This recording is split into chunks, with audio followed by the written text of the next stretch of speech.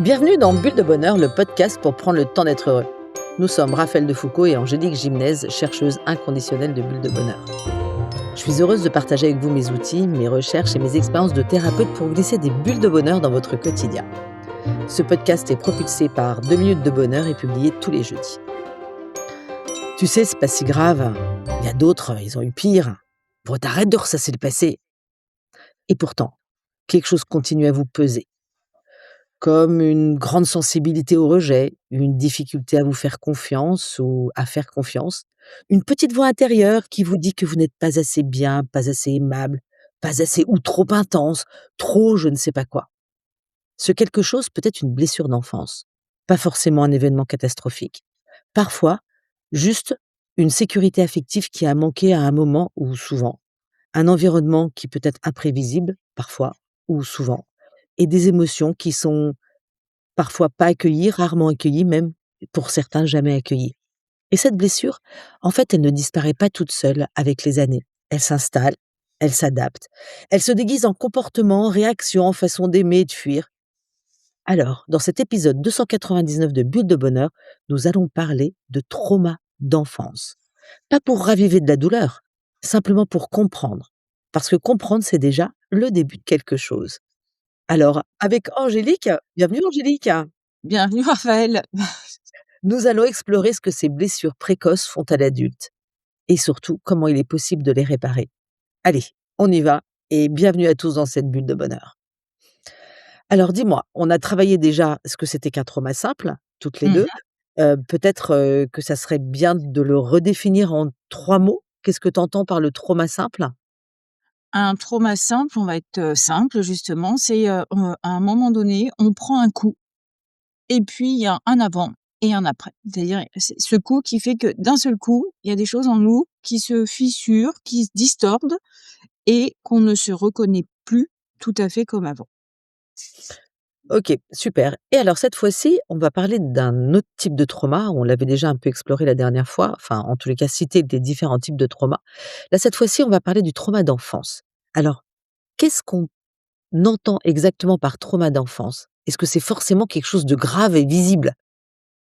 Alors non, justement, dans ta question, tu as déjà eu les réponses. D'ailleurs, la question telle qu'on la formule, elle est délicate parce qu'on la formule justement avec nos mots d'adultes. Quand tu dis déjà: «Est-ce que c'est grave et visible?» Alors effectivement, de notre prisme d'adulte, ce sera pas grave, c'est pas si grave, voilà. Il y a bien pire dans ta vie, voilà, dans une vie, mais ça, c'est du prisme de l'adulte et est-ce que c'est visible?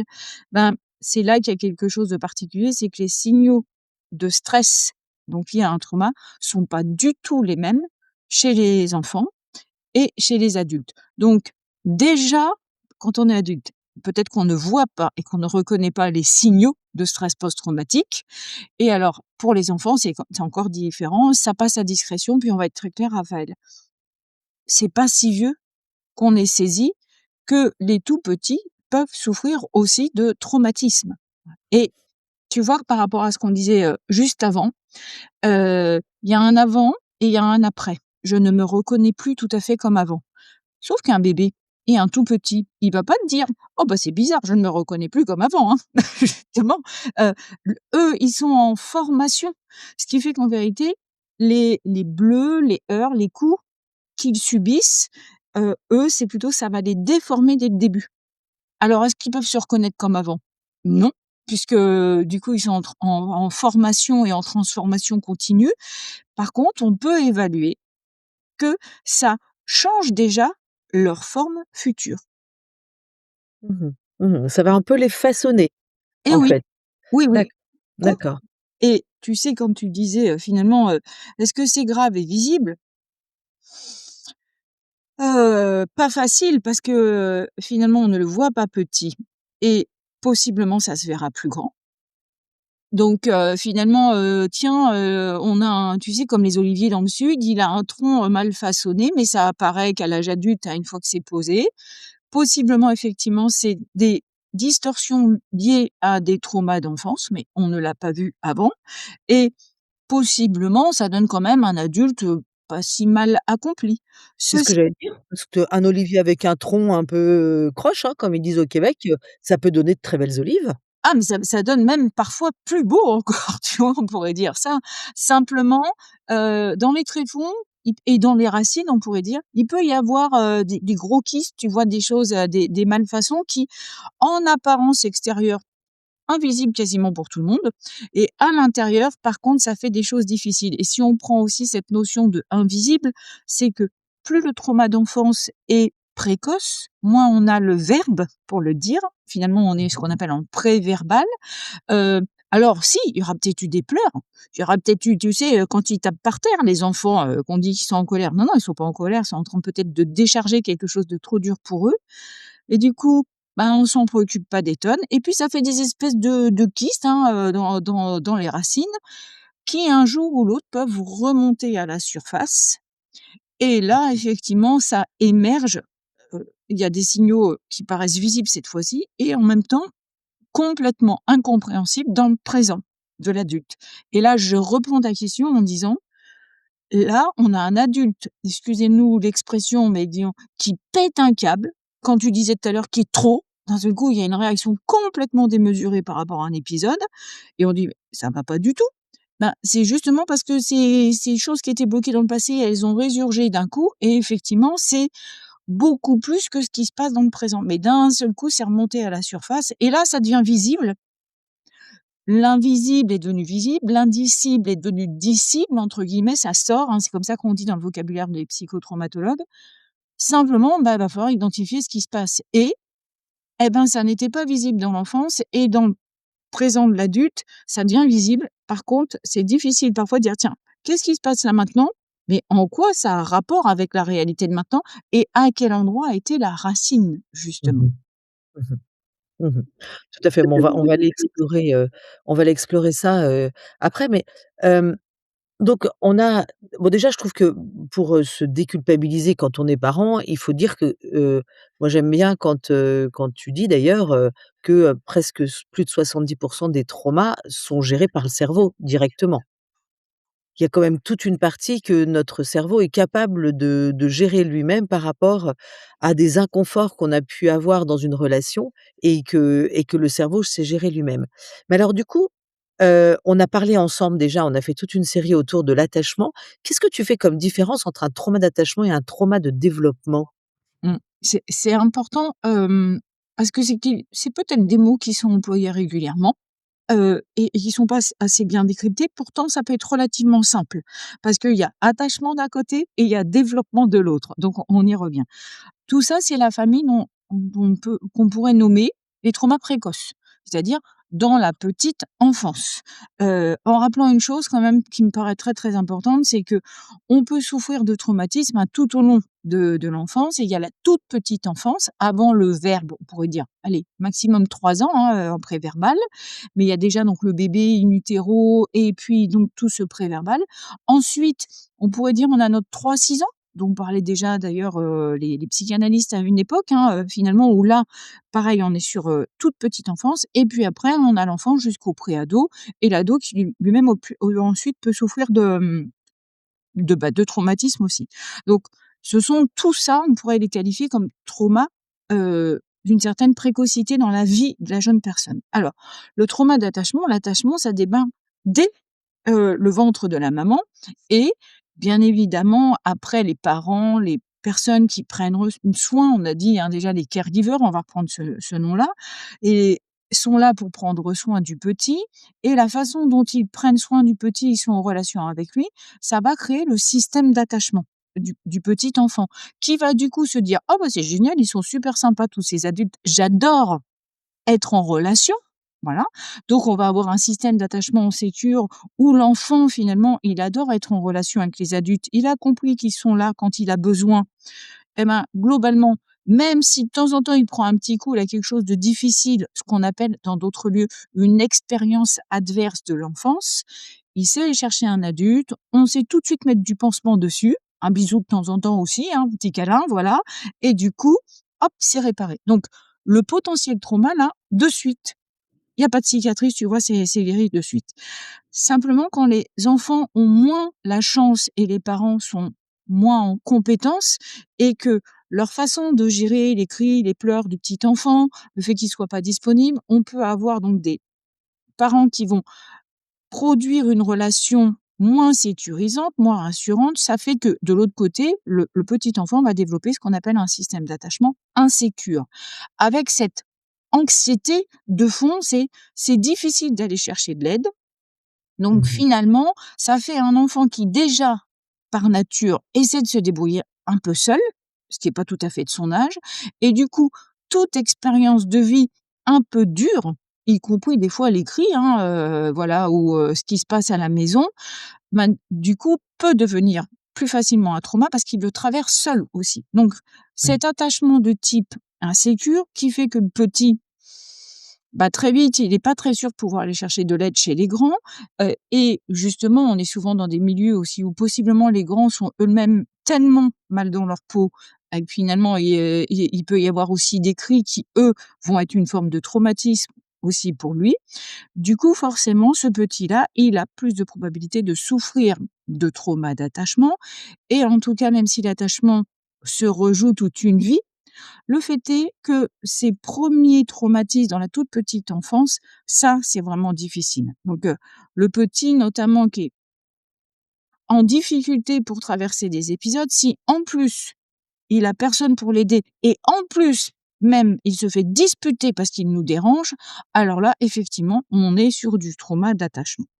Bien évidemment, si tu as des attachements du type insécure, ça veut dire, un peu comme d'autres arbres, que tu as des racines un petit peu plus tortueuses, hein, un peu plus précaires, et que la suite de ton développement, ton tronc, va être un petit peu, torturé.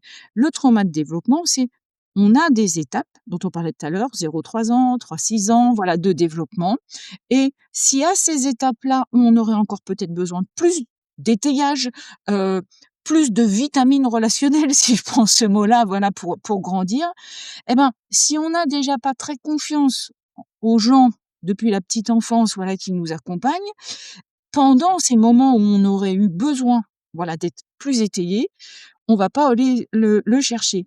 Ou alors, on va aller le chercher, et si à ce moment-là, bah, c'est pareil, personne n'est disponible, ou on se moque, ou on t'envoie balader, et ben, du coup, tu vas grandir, mais c'est comme si tu grandissais un peu de façon bancale. Donc le trauma de développement, c'est on a dans notre développement d'humain des phases où on a plus besoin d'étayage. C'est pour ça que je disais, j'utilise le mot vitamine, c'est de temps en temps, on fait une poussée de croissance. On aurait besoin, tu vois, d'être étayé et d'avoir des vitamines, et ces enfants qui ne l'ont pas, bah, du coup, la poussée de croissance, elle va être moins bonne.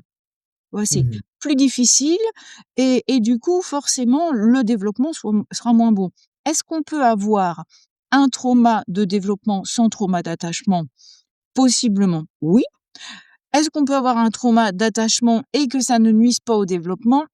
Là, on comprend que ça devient plus critique parce que, Ouais. hormis si on trouve d'autres personnes qui peuvent venir nous étayer, quand on part avec déjà des difficultés de base sur l'attachement et la capacité d'être étayé, il y a plus de probabilité d'avoir des traumas de développement, et à l'âge adulte. C'est connu aujourd'hui, il y a des études qui ont montré, et plus de probabilité de dire ce on a dit tout à l'heure, d'être un olivier avec un tronc tout tortu, voilà, et possiblement on va vivre, allez, peut-être pas si mal, et en même temps, j'allais dire le socle et les racines est précaire et ça peut ressurgir à n'importe quel moment. À n'importe quel moment. Si, la tempête est un peu forte, ça Oui. vacille. Mmh mh. Hein, Et Raphaël, tiens, tu me fais penser en même temps parce qu'on y tient toutes les 2 spécifiquement. Quand la tempête est trop forte, mais même une tempête positive de type l'arrivée d'un bébé pour soi-même. Parce que parfois, c'est au moment de l'arrivée du bébé, avec ce que ça change et ce que ça révèle et réveille en nous, alors que c'est une super tempête, l'arrivée d'un bébé, c'est plein de positifs, et ça peut émerger à ce moment-là. Ce qui est encore plus perturbant de se dire: «Mais tout va bien, comment se fait-il que tu n'ailles pas bien?» Ben, parce qu'effectivement quelque chose est remonté en écho à la surface. Mmh mh. Mmh mh. Mmh. Absolument. Mais dis-moi, comment est-ce qu'un enfant, il encode une blessure relationnelle précoce? En fait, qu'est-ce qui va se passer dans son cerveau et dans son corps? Alors, comment il encode ça? Bien sûr, les tout petits et ils sont longs à penser comme nous. Alors on dit qu'à l'âge adulte, on a développé des croyances, mais l'enfant, il se dit pas: C'est bon, je vais faire ma vie tout seul, je vais me débrouiller tout seul, parce que je peux pas compter sur eux». Mais c'est un peu l'équivalent de ça. Qu'est-ce qu'on va avoir au niveau de son corps? Bah, déjà, dans le corps, ce qui est une évidence, c'est que si jamais on ne peut pas assez loin de lui, l'enfant pourrait avoir jusqu'à des carences. La réalité, elle est là, voilà. Et possiblement, comme aujourd'hui, on parle quand même beaucoup des hormones, hein, notamment, peut-être qu'il va avoir, lui, moins de production de certaines hormones qu'on dit d'attachement. On peut citer l'ocytocine qui est connue, c'est beaucoup plus complexe que ça, mais voilà, c'est bien résumé comme ça. Et on a un petit qui va davantage peut-être produire ce qu'on appelle les hormones du stress, hein, que tout le monde connaît. Encore une fois, c'est plus complexe que ça, mais le raccourci est assez juste. Et ce qui fait que ce petit, il va avoir une teinte particulière et aujourd'hui, on dit: «C'est engrammé dans son système nerveux autonome». Alors, tu connais mon point de vue là-dessus, c'est bien plus complexe que ça. C'est pas que le système nerveux autonome, c'est au niveau hormonal, c'est à plein d'endroits, mais on va dire qu'en tout cas, en lui, il y a quelque chose, il y a une alerte un peu en permanence et finalement, encore une fois, lui, l'attachement, c'est pas forcément bon, donc ça fait des petits êtres qui sont déjà possiblement un peu en tension, un peu en production plus habituel d'hormones de stress que d'hormones pour aller chercher de l'attachement.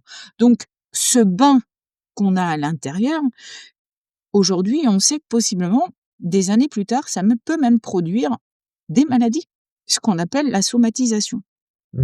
D'autant plus que quand il est petit, est-ce que dans son cerveau, il peut penser tout ça? Non, il n'a pas encore la capacité à le faire. Voilà. Mmh. Au niveau du cerveau, qu'est-ce que ça fait? Bah, le cerveau, il fait comme la tête, ça fait partie du corps, donc on peut avoir des effets délétères au niveau du cerveau aussi. Délétères jusqu'au fait qu'on aura imagerie cérébrale à l'appui, hein, avec les études qui ont été menées. Plusieurs années plus tard, on peut voir effectivement des zones du cerveau hyper activées, d'autres un peu moins justement en activation. Et notamment, c'est ce qui peut aussi expliquer que on a des enfants qui vont être moins calmes, moins attentifs, moins attentionnés, tu vois, parce qu'ils sont en alerte en permanence. Donc il y a une réalité neurologique et physiologique réelle. Donc c'est vrai qu'on peut s'agacer après eux, mais c'est surtout pas la bonne solution. Quand on est en alerte, on ne peut pas apprendre et être attentif et attentionné à un autre endroit. Et quand on continue à grandir, on a aussi certaines zones du cortex et puis qui sont en sous-couche qui permettent aussi la relation. On s'aperçoit que certaines zones sont, on dit, hypotrophiées, donc plus petites que la norme, et d'autres hypertrophiées.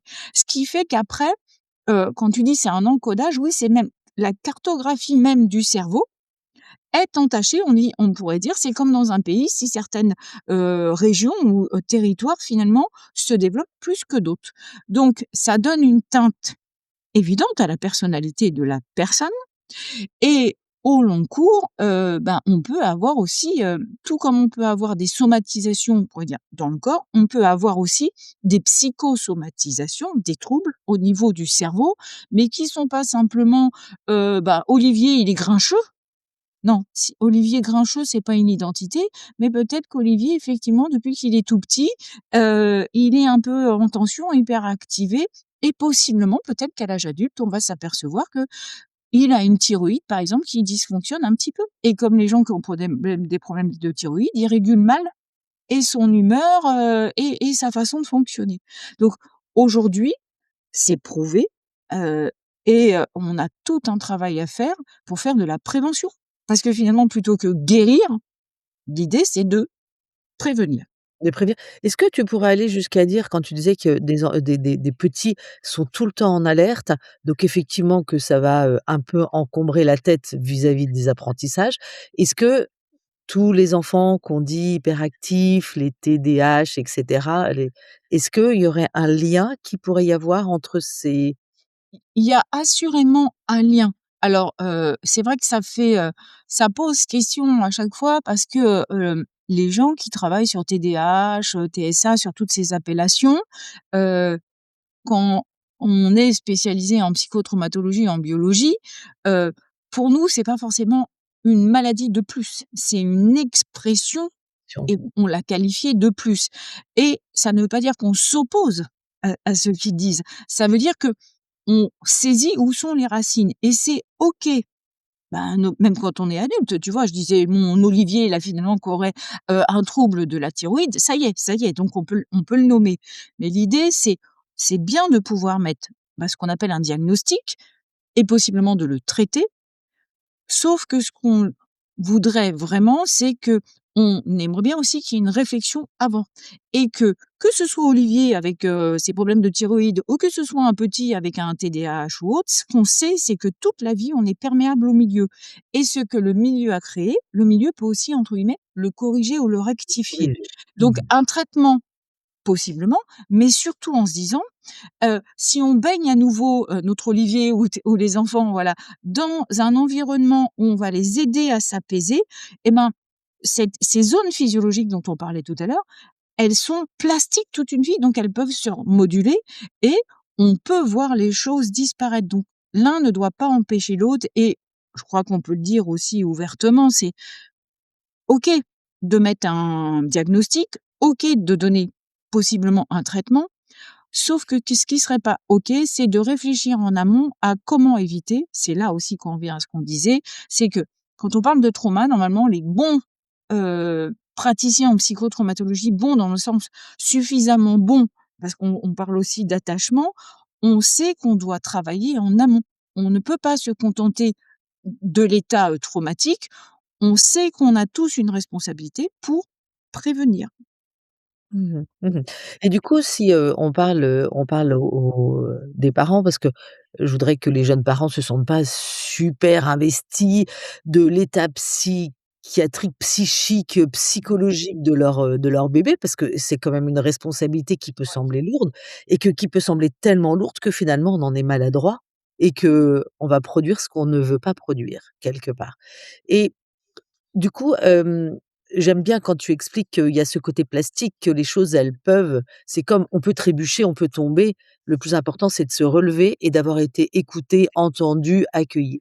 Donc en fait, le message qu'on peut envoyer aux parents de petits enfants et de tout petits, c'est en fait que l'enfant, il se sente simplement aimé, entendu, soutenu, secouru. Tous ces petits mots qui sont très simples et qui, eux, vont distiller la paix et surtout que l'enfant sait qu'il peut être écouté quand il vit quelque chose de difficile.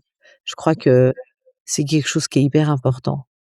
Oui et comme derrière ce que tu dis, je crois qu'on doit rappeler, c'est on ne peut pas empêcher un enfant de souffrir, de tomber. On ne peut même pas, empêcher que l'on produise des zones de souffrance chez lui parce que même en pensant faire bien, on peut être maladroit. Ce qui est le plus important, c'est d'ouvrir ses yeux, ses oreilles et son cœur et de voir et même si on n'a pas voulu le blesser, que lui se sent blessé, eh ben, c'est pas grave, on met un pansement, justement là, le «c'est pas grave», c'est on met un pansement, on prend du temps, on s'excuse auprès de lui et puis après on repart. C'est ce temps, cette attention à l'autre qui est très importante. C'est impossible pour les parents d'être parfaits. Enfin, Mmh. ça n'a même pas de sens. Par contre, c'est d'avoir effectivement de la disponibilité, de regarder, d'écouter et d'accompagner l'enfant en se mettant à son niveau et par son prisme à lui regarder le monde et pas d'une autre. Parce que sinon effectivement, sa réalité, elle nous paraîtra toujours, moins grave que n'est la nôtre, hein. Mmh. Absolument, absolument. Parce qu'en fait, parfois, un enfant, il peut même être, traumatisé par des choses que les parents n'ont même pas perçues comme un problème. Exact, tout à fait. Parce que, bah, si on prend un truc, tout simple, c'est, il peut voir un dessin animé et voir, je sais pas, qu'il y a eu une scène qui le perturbe, et du coup, les parents, alors eux, c'est un dessin animé, donc un dessin animé, c'est sans conséquence. Bah non, pas tout à fait. Ou, Mmh. il peut entendre effectivement, des mots. J'ai une expression, tu m'as déjà entendu la dire, elle est vieille, alors on l'utilise moins, mais c'était, signifiant ça parce que, heu à l'époque, des fois, on disait aux enfants quand on était débordés: «Oh là là, tu vas me faire perdre la tête!» Voilà. Sauf qu'un enfant, quand on lui dit ça, il voit pas, «Elle va tourner folle, ma mère ou ma grand-mère». Non, il voit: «On enlève la tête», quoi, voilà et du coup, après, ils font des cauchemars et du coup, c'est quelque chose de terrorisant. C'est même notre langage, il faut imaginer que Le petit, lui, tu dis: c'est un chat, hein». C'est voilà, et c'est souvent par cette maladresse aussi, de ne pas savoir comment s'attache et comment se développe un enfant, qu'après on crée, des possiblement des traumas. Alors le plus important, comme on ne peut pas tout savoir en tant que parent, c'est régulièrement de vérifier où on en est, comment ça va, et quand un enfant pleure, quand un enfant en tout cas quand il y a des signaux qui deviennent un symptôme, c'est-à-dire qu'il se répète. Il pleure souvent, il est grincheux, voilà, il s'énerve, tout ça. Eh ben, c'est pas qu'il est capricieux, c'est il est en train de vous dire quelque chose, il y a quelque chose qui est pas passé, c'est bloqué. Prenez le Mmh. temps de vous installer et de saisir, et puis si on saisit pas, on va voir quelqu'un pour, nous aider. Surtout qu'avec les enfants, normalement, en 1 ou 2 séances, c'est réglé. Mmh. C'est hyper intéressant de se dire que quand on discute justement avec l'enfant, c'est aller le regarder via son prisme à lui et pas nous, notre prisme d'adulte. Parce que ça peut nous paraître insignifiant et puis pour lui, ça peut être très important, en fait. Oui, oui. Heu, enfin moi, si j'avais quelque chose à raconter, je me rappelle d'avoir vu Bambi, d'avoir été traumatisée par le la maman qui mourait et qu'avec du recul, alors bien sûr, je n'en veux pas du tout à mes parents, mais j'aurais eu cette discussion où mes parents auraient pu me dire: «Mais ne t'inquiète pas, c'est juste un film, c'est pas la réalité et puis, toutes les mamans ne s'en vont pas, ça peut arriver mais c'est très rare» et Mmh. puis petit mot rien que pour soutenir, en fait. Parce que finalement, après ça, au bout d'un moment, ça s'engramme, en fait. C'est, alors qu'il suffit de 3 petits mots et puis de comprendre, et puis j'aime bien le fait chez l'enfant, d'aller repérer des choses qui sont récurrentes et que quand il y a cette récurrence, c'est qu'il y a peut-être quelque chose à aller piocher. Oui, oui, il est vraiment en ce qu'on appelle, c'est il y a des signes, ils nous signifient des choses, et on peut dire qu'un signe répété, c'est ce qu'on appelle un symptôme. OK, c'est on peut faire une analogie, Raphaël, simple. Une maman, elle se lève, le bébé, il a une petite éruption de bouton. Heu, Ça arrive des fois. En une journée, ça disparaît, c'est pas gênant. Par contre, effectivement, si, toutes les semaines, 3 jours par semaine, quand elle se lève, il y a des boutons, au bout d'un certain nombre de jours, on va aller consulter. Et ben, finalement, sur son expression faciale, verbale et corporelle, on doit réfléchir de la même façon. C'est pas une éruption de boutons, mais c'est une éruption de signe qui dit, de façon répétée: «Ah, faut se poser des questions». Mmh mh. Mmh. Tout à fait, tout à fait et maintenant, donc on a vu comment, tout ça, ça se passait, chez l'enfant. Alors maintenant, ces traumas d'enfance qui, n'ont pas pu être exprimés, parce que je pense qu'on en vit tous, et qui n'ont pas pu être exprimés ou écoutés ou entendus ou qu'on sait pas que l'enfant ne s'est pas se senti soutenu. Quels sont les signaux dans la vie d'adulte qui indiquent qu'un trauma d'enfance n'a pas été résolu? Alors, hem, on va prendre parmi les plus simples. Un signal, c'est notamment, tu sais, ces gens qu'on dit: «Oh, je suis colérique, je suis, la pleurnicheuse de la famille, je suis quelque chose qui signe», notamment on pleure tout le temps, on est toujours de mauvais poil, voilà, il y a quelque chose comme ça.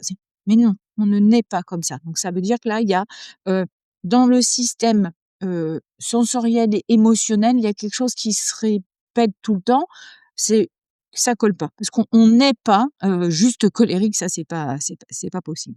Qu'est-ce qu'on peut avoir aussi? On peut avoir des gens où, on a l'impression ils vont toujours bien, rien n'est grave, avec, je fais exprès, hein, une espèce de distance.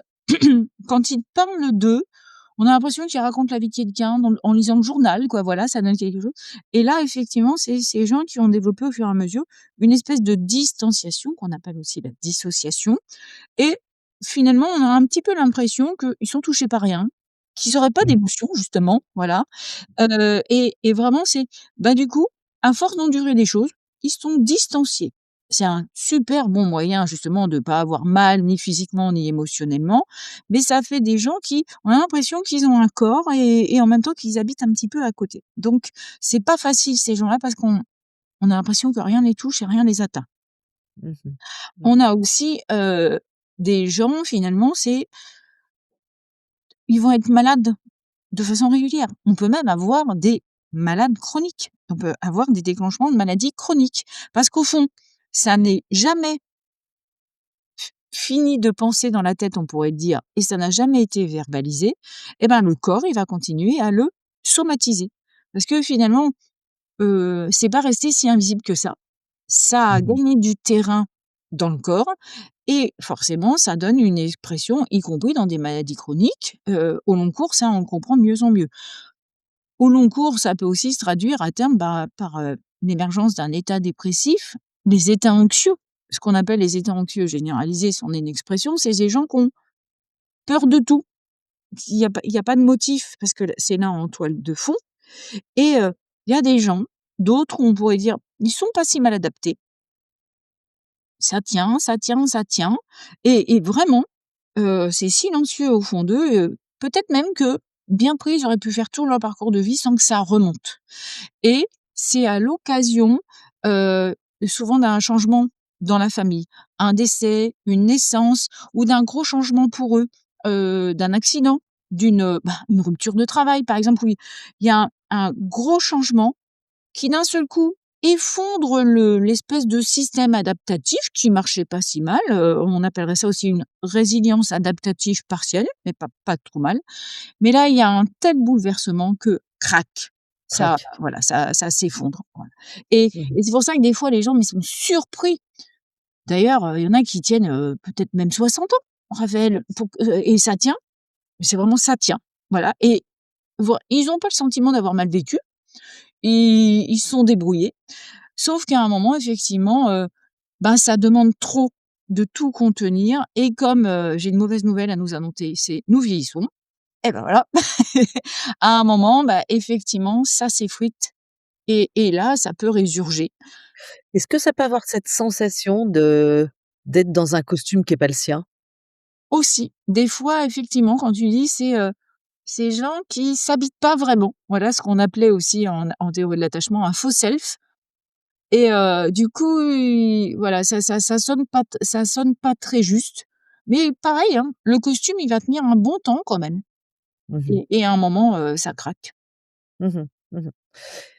Du coup, comment est-ce que ces blessures, elles ont inévitablement une incidence dans la relation, qu'elle soit amoureuse ou parentale? Oui. Ou amical, Ou finalement, non. amicale, enfin peu importe, oui. Ces blessures, à la limite, c'est quand on est sur des relations, des potes, voilà, ce qu'on appelle des amis sur Facebook, tout un peu distanciés, ça va, ça engage pas trop.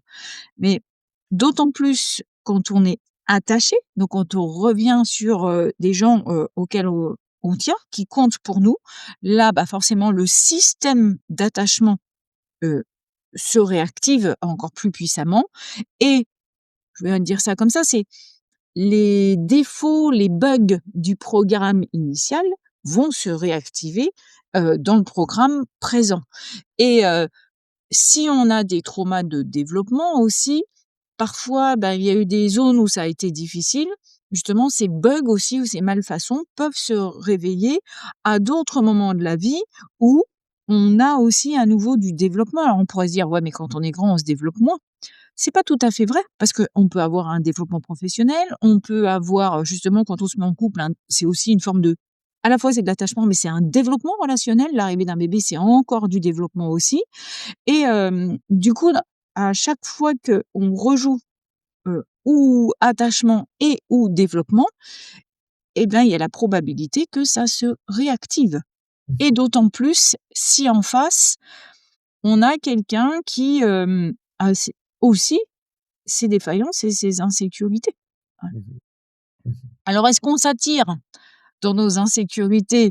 Heu, Possiblement, sans le savoir, on s'attire pour tenter de compenser. C'est aussi la magie de la relation humaine. Sauf que parfois, malheureusement, on essaie de compenser et ça repart à nouveau, plutôt en difficulté et c'est à ce moment-là qu'on peut se dire: «Alors, on a 2 options. Soit c'est ta faute, soit c'est ma faute. Non, c'est soit ta responsabilité, soit c'est de la mienne». Bah non, c'est de la responsabilité des 2 et parce que le système d'attachement, il va nous engager, ensemble. Mmh mh. Mmh. Tout à fait. Bah, ça, je renvoie au podcast qu'on a fait là sur attachement et couple et attachement et relations. Mais du coup, il y a une autre question qui me vient, si on s'est construit un peu, je reprends l'expression québécoise que je trouve qu'elle est bien adaptée, un peu croche, donc et qu'on a vécu des traumas, heu, est-ce que on peut reproduire ces schémas traumatiques avec ses propres enfants sans le vouloir? Évidemment, c'est comme ça qu'on s'étonne, hein, encore souvent, mais comment c'est possible quelqu'un qui a été maltraité puisse maltraiter son enfant? Bah, parce que, heu, ça s'était endormi et puis le jour où on se retrouve parents, ça se réveille et ça se révèle et il y a quand même plein de gens, je pense que tu en as eu aussi en accompagnement en thérapie, qui arrivent d'ailleurs parce qu'ils sont profondément perturbés de ça. Ils disent: «Je ne voulais pas», alors on va taper un peu sur les mères, allez allons-y. «Non, je voulais surtout pas faire comme ma mère» ou Olivier peut-être dirait: «Je ne voulais surtout pas faire comme mon père et je suis en train de réaliser, horreur, que je fais la même chose». Et oui, parce qu'il y a une facette de moi qui essaie de me contenir et puis c'est comme s'il y avait un autre moi qui surgit et qui ressemble à mon parent et qui rejoue la même chose. Finalement, dès qu'on en prend conscience, c'est le début du changement et par contre, ça ne suffit pas. Il va falloir se faire aider, hein, parce que c'est puissant, c'est plus fort que nous comme c'est matricé en profondeur. Sauf qu'effectivement, s'il y a pas cette première prise de conscience et moi, je crois qu'on peut utiliser le mot et le courage de se l'avouer et d'aller se Oui, faire aider. Bah, ouais. sinon, on va à nouveau tenter d'enquister le truc. Ouais, du coup, ça me vient la question suivante. Donc effectivement, avoir ce courage d'aller se faire aider parce qu'un trauma, alors, on en a parlé la dernière fois, il se guérit avec la relation, quelque Mmh. part. À quoi ça ressemble? Parce que pour donner et encourager toutes les personnes qui nous écoutent, si elles se retrouvent là-dedans, à quoi ça ressemble ce chemin de un peu de guérison de ces traumas d'enfance? Alors ça ressemble à ce qu'on appelle un chemin thérapeutique, hein, parce que thérapie, ça veut dire, penser, voilà, et mettre des pansements dessus. Ça ressemble à des alors il y a plusieurs soi-disant, c'est comme ça qu'on dit en tout cas, techniques thérapeutiques. Dans les faits, effectivement, on sait aujourd'hui qu'il y a d'anciennes façons de faire qui sont moins opportunes, donc on a grandi là-dessus. Mais ce qui est sûr, c'est que il faut trouver chaussure à son pied. C'est que justement, comme la relation fait partie c'est le plus gros dépensement si on le dit comme ça. C'est hyper important de trouver quelqu'un avec qui alors ça va matcher comme on dit, quelqu'un où justement on va pouvoir s'appuyer vraiment, sûrement sur la relation. Parce qu'on peut avoir peur de son psy, on peut avoir peur de ce que pense son coach, son thérapeute, hein, tout ça. Donc ça rejoue justement, les défenses et le système d'attachement insécure. Donc on doit trouver quelqu'un avec qui ça va passer et possiblement justement aujourd'hui, qui a une approche thérapeutique, on va dire intégrative, parce qu'il y a plein de choses qui sont hyper intéressantes et que toi comme moi, on n'aime pas. Il y a pas une technique qui est meilleure que l'autre. C'est chaussure à son pied parce qu'on est plus confortable dans tel type de chaussure ou pas.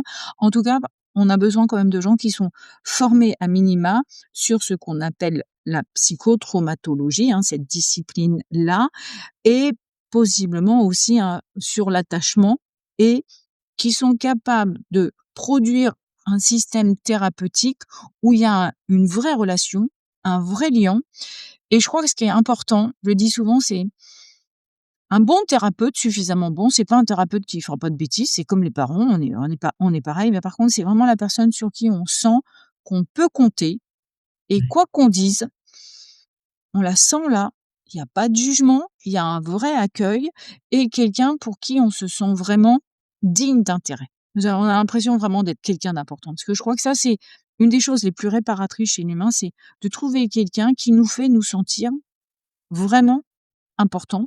Voilà et après le chemin thérapeutique, Raphaël, c'est vrai qu'on peut oser le dire aussi aux gens, c'est combien de temps ça dure? On est à l'ère des thérapies brèves, mais bref, qu'est-ce que ça veut dire à l'échelle d'une vie? On ne sait jamais exactement combien de temps ça dure, mais ce qui est Mmh. sûr, c'est que de toute façon, c'est aussi la personne qui décide si elle fait durer ou pas. Aucun praticien, ne garde attaché dans son cabinet son patient. Voilà, ça n'existe pas. Mais il faut souvent quelques mois pour réparer des années, finalement de mauvais attachements et de défaillances de construction. Il nous faut quand même quelques mois. Je trouve que c'est un travail de couture, c'est un peu un travail de dentelle. En Oui, fait, on vient réparer des petits trous qui sont là, un peu partout. Alors peut-être que le pull, il aura toujours, des petits trous, mais ça, c'est pas grave, ou qu'il y en aura d'autres qui se créeront, peu importe. Mais c'est ce travail de réparation, je trouve d'accueil de la difficulté qui a été vécue, et puis surtout d'aller réparer ce qui se passe dans le corps, en oui, fait, on en parlait la dernière fois, pour réaccorder la tête et le corps, pour dire, et puis aller questionner toutes ces croyances, parce que finalement, moi, ce que j'ai repéré, c'est que les personnes qui ont des traumas, elles sont pleines, pleines, pleines de croyances, oui, et du coup, que ces croyances, elles viennent, en fait, reconfirmer ce qu'ils ont vécu quelque part, et du coup, c'est vraiment l'idée, c'est d'ouvrir, alors je veux pas dire les chakras, mais d'aller ouvrir au maximum, en fait, pour permettre de regarder un peu le monde, de se regarder autrement, de regarder les autres autrement, et de regarder le monde autrement. ce que tu dis, c'est tous les humains ont des croyances. Ceux qui ont vécu, des expériences adverses de l'enfance notamment, ont des croyances qu'on dit limitantes, donc pas productives Ouais, et qui finalement qui referment et d'accord. en vérité, les croyances, c'est un peu, bah, finalement comme il y a biologie humaine, il y en a une grosse, pivotale, centrale, puis après on a tout un système autour. Donc c'est vrai que si nativement et dans les premiers attachements, les premières croyances, elles disent plutôt que, ben, c'est pas sympa d'aller chercher de l'aide, les autres humains sont pas très sympas, le monde est dangereux, ce genre de choses. Tout ce qui va bourgeonner autour, ben, c'est entaché de la même façon et si pareil, si on change le terreau de nos graines, forcément après ce qui est plutôt chouette et ça c'est important de le dire aux gens aussi, heu, quand bien même on aurait plein de croyances plutôt, limitantes, il suffit d'en changer quelques-unes pour qu'après ça rebourgeonne différemment. Voilà, c'est que finalement, parfois aussi, les gens s'imaginent que ça va être un travail immense. Non, parce que c'est ça aussi qui est magique chez les humains, c'est quand on commence à rectifier, à changer la teinte de certains endroits, après il s'auto-guérit et il auto-produit on a un effet de contagion positive. Exactement, c'est comme un buvard. On démarre et piou, après ça diffuse. Donc ça, c'est véritablement important. Hem, qu'est-ce que, pour terminer, qu'est-ce que tu dirais du coup à quelqu'un qui se reconnaît dans tout ce que nous avons décrit et qui a peur de rouvrir tout ça?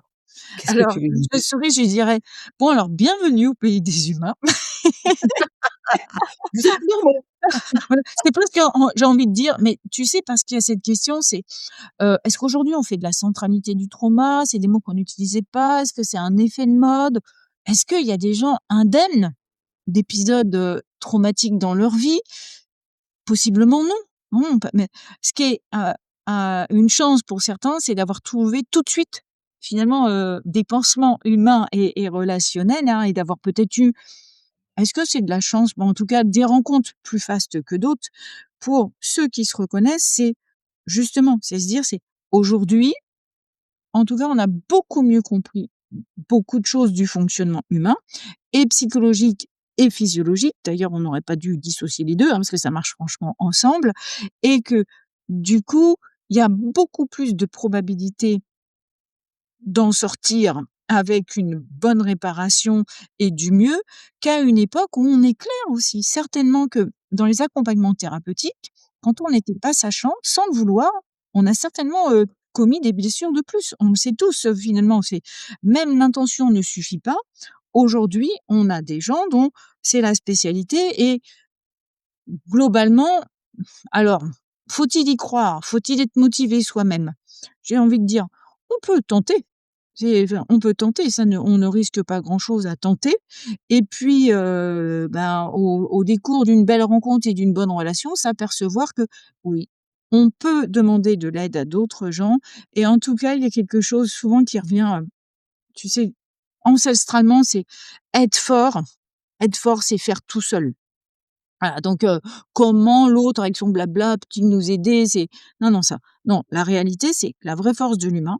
Le premier besoin de l'humain, c'est la relation, c'est là-dessus qu'on se bâtit, c'est avec ça qu'on se nourrit et là, en allant chercher l'autre, on ne devient pas dépendant, on Mmh. apprend juste temporairement à aller chercher justement du soutien parce qu'on n'en a pas eu assez et la garantie ensuite, c'est de pouvoir devenir plus fort dans le sens plus aventurier, plus autonome. Le vrai besoin d'un humain, c'est l'autonomie et on n'a pas d'autonomie sans repasser de temps en temps, par une base sécure. J'ai une analogie moi.